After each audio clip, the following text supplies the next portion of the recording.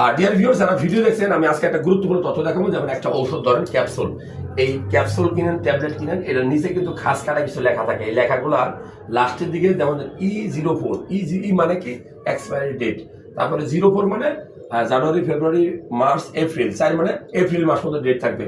27 সালের এপ্রিল মাস পর্যন্ত, এটা লাস্টে 27 মানে 27 সাল পর্যন্ত, এটা ছিল 25 সাল। ঠিক আপনি যখন একটা সিরাপ কিনবেন, এই সিরাপেরও কিন্তু ডেট লেখা থাকে। কোথায় লেখা থাকে? এই সিরাপটা এখানে, এই যে প্যাকেটের গায়ে লেখা আছে ডেট, প্যাকেটের গায়ে ডেট, এক্সপায়ারি ডেট মে 2027। এখন শুধু যদি আপনি ধরেন প্যাকেটের গায়ে ডেটটা দেখে কিনলেন, তাহলে কিন্তু ভুল হতে পারে, কারণ ভিতরের ওষুধ কিন্তু পরিবর্তন হতে পারে, অসাধু ব্যবসায়ীরা পরিবর্তন করতে পারে।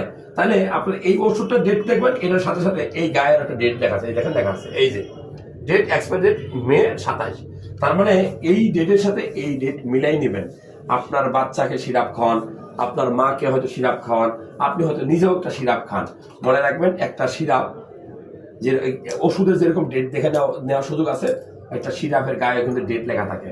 এই ডেট পার হয়ে যাওয়া ওষুধ যদি আপনি খান, তাহলে এটা বিষ। আর একটা কথা বলি, আপনার বাচ্চাকে কোনো সিরাপ বা আপনি নিজে কোনো সিরাপ খাইলে অবশ্যই এটা ঝাঁকিয়ে দেখেন, এই ঝাঁকিয়ে নিতে হবে, না হলে কি হবে, ওষুধগুলো ভালো মিক্সড হবে না, হ্যাঁ, ভালো মিক্সচার হবে না। সহজ কিনা বলে বাংলায় বলছি, ওষুধ যদি আপনি ঝাঁকাইয়ে না খান, তাহলে উপরে থাকবে তরল বেশি, নিচে থাকবে বেশি গাঢ়, ওষুধটার কোয়ালিটি, গুণগত মান থাকবে না, রেজাল্ট পাবেন না, আপনি 2 দিন খেয়ে হতাশ হয়ে যাবেন।